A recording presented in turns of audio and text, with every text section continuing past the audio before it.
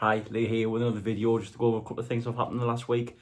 To start off with, the away top got released last Friday. It got actually the picture got released on Wednesday, but it was last Friday. I got released.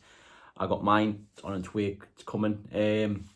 I went for the long sleeve one this time, so I wish I got a long sleeve one last year. I really like it. I actually think it's better than this one, to be honest. I mean, I like this one, but I generally think it's better. It looks smarter.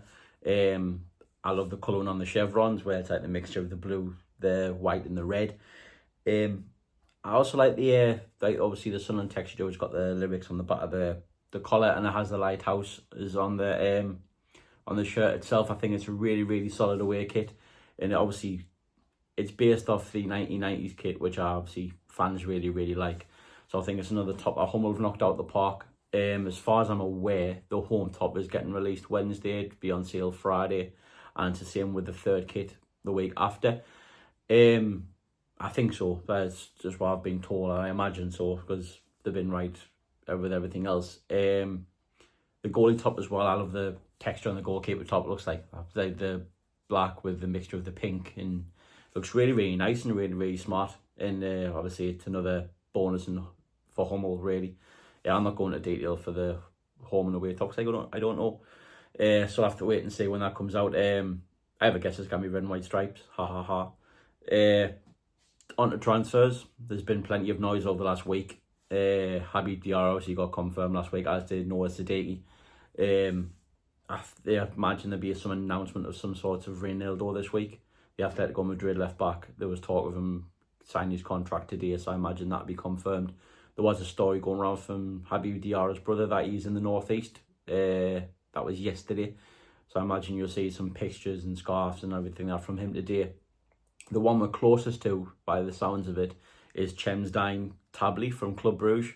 Came out the blue on Saturday morning. Right winger. He got 7 goals last season, 2 in the Champions League. Explosive. He's very quick. I know Roker Report did a piece on it on Saturday. I think it was Sunday morning. Did a podcast and just everything about him. They said he's still a little bit raw. He's still only 20 years old. He did have a bad ACL injury a couple of years ago, so you don't know how that will affect him. But he looks a promising sign. Obviously, I don't know not a lot about him, but he does come with Champions League experience. He was man of the match in one of the games against Atlanta last season, so he comes with decent pedigree playing the Champions League, playing against obviously top end players every other week. So I imagine it'd be a good signing for 20 million quid.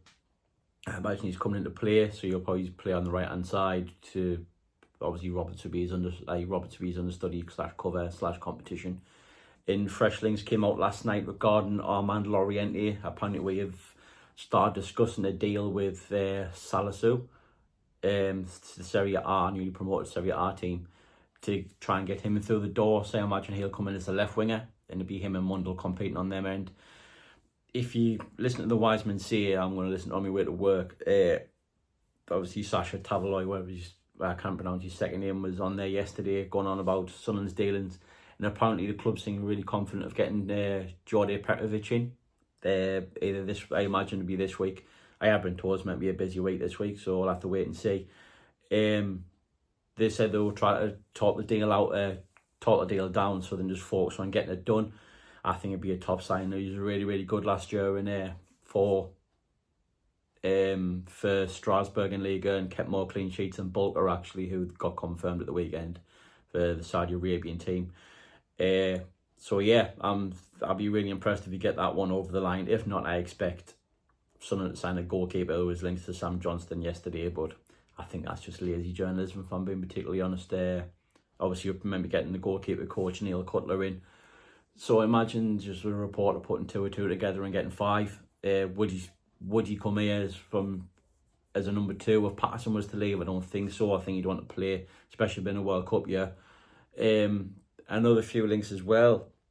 I'm not going to pronounce his second name, Mika Ajuedzi from Leon. It's not going to go away. There's a report came out of Turkey today to say that Fenerbahce were trying, they were willing to make the asking price, but Georges has his mind set on coming to England. Whether that's for Sunderland, I don't know. But there is murmurs and rumours all over the forums and social media that It is close, and the club are extremely confident getting over the line. And I think if we do, that'll be an absolute game changer for Sunderland. Really, he's very, very good, very, very good. He had a good goal scoring record at Metz. Then he went to Lyon last year for 25 million. Lit it up there at Lyon. Obviously, their relegation troubles. They have to make £200 million by the 10th of July, which has been a couple of days, or their appeal gets rejected of getting promoted back to League One. So you imagine if anything was going to happen, it'll happen swift. Another name that was tentatively linked was more or less us and Leeds is Lucas Perry from Lyon as well. That came out today saying he expects to make a move to the Premier League in the next few days, but I think we're prioritising Petrovic over him. But if we don't get Petrovic and he goes elsewhere, I imagine he'll be the next on the list, because obviously we're targeting the French/Belgian market. And as I said in my video that I've put out in the summer regarding transfers, it's the league the market that you need to go down, really. Obviously French football hasn't got the type of money in that the Premier League has. And I'd say Serie A, La Liga, the Bundesliga have all got higher financial side of it, so that's why it's difficult to get players out of the Bundesliga and his Liga, and their television deal isn't as lucrative as the other top 5 leagues. So that's why you see obviously Ryan Cherky going to Man City for cheap, and you'll probably see, I say that Mickey Wednesday, he's probably a high-end £30-40 million footballer, but they'll have to undercut his price to get him off the books.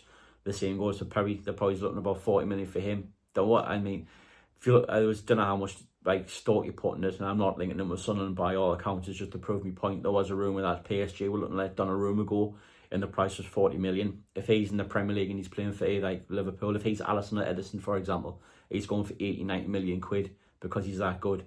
So so you can see the effect it has on teams to get the players off the books, and they just have to accept the fees that they have.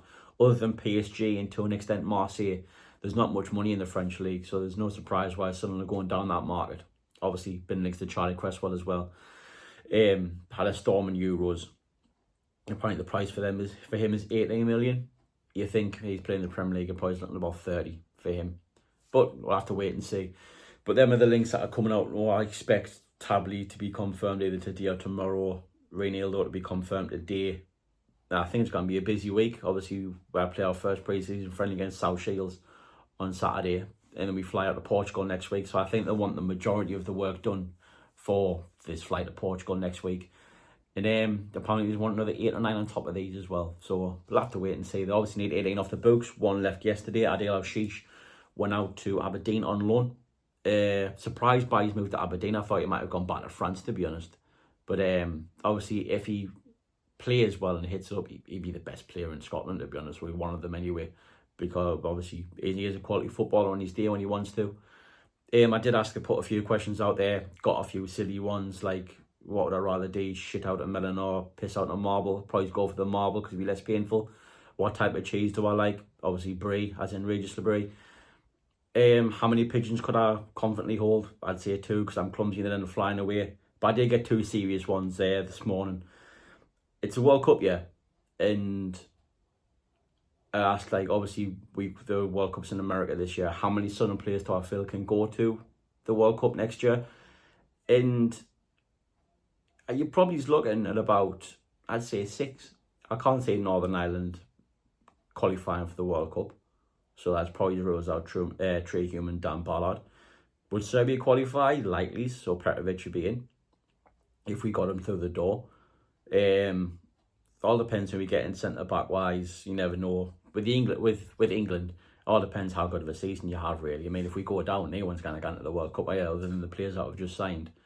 Obviously, Diarra, Senegal qualify goes. If Georgia qualify for the World Cup, Mikwete would go if he signed.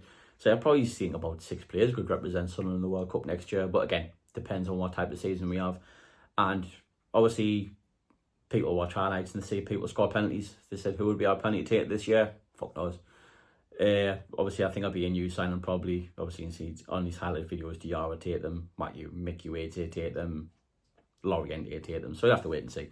I think I'll probably be a centre forward who takes them this year. Obviously, Wilson missed 2 against Burnley, so I think if he scored them, he probably would have continued to take them for the remainder of the season. But we only got 1 after them 2 against Burnley, and 09 took and a missed. So just have to wait and see. There's a long way to go before we decided it was going to be taking our penalties. Might not even get one. I remember when we went the whole calendar year without getting a penalty. Thank you for all the likes and subscribes and the interaction on your previous videos. Hope you like them still. I'll still try and keep you updated as much as I can.